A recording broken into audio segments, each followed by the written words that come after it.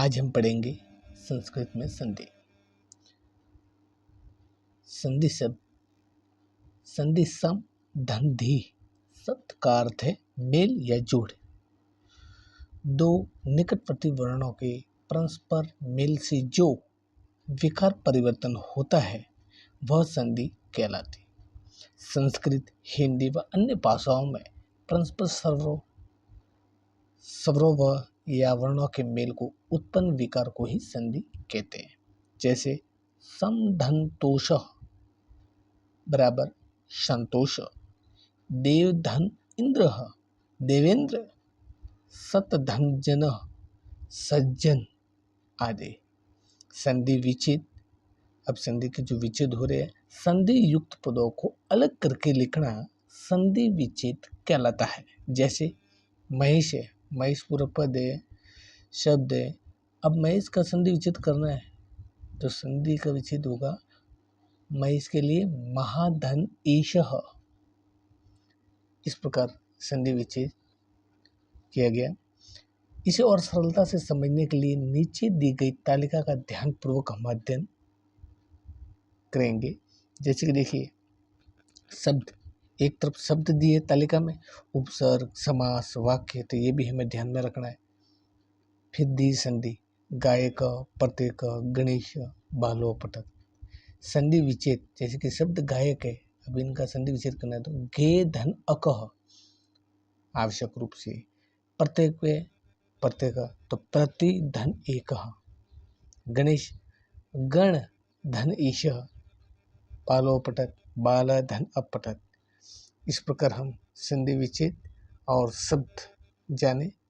फिर अगला है संधि के 3 भेद होते हैं। प्रश्न आएगा और पूछा जाएगा संधि कति भेदा संधि। तो इसमें संधि के 3 भेद बताए। स्वर संधि जिसे अच् संधि भी कहते हैं, व्यंजन संधि जिसे हल संधि भी कहते हैं, और विसर्ग संधि। ये संधि के 3 भेद हैं। इस प्रकार हम स्वर संधि के भेद। स्वर संधि के मुख्यतः 5 भेद होते हैं। पहले है दीर्घ संधि।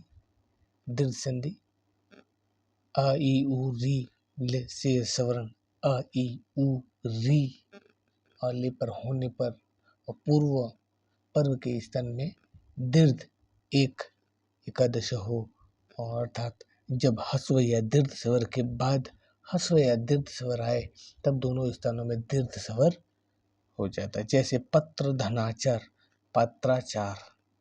या फिर भी अन्य उदाहरण दिए है अ धन आ, अधन आ।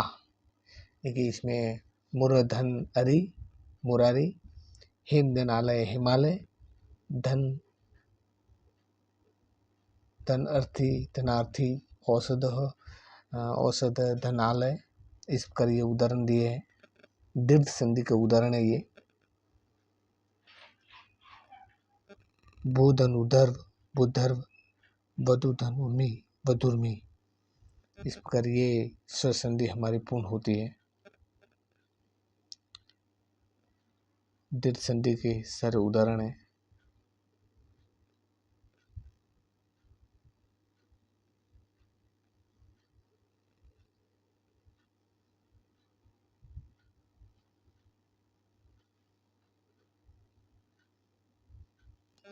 नमो नमः।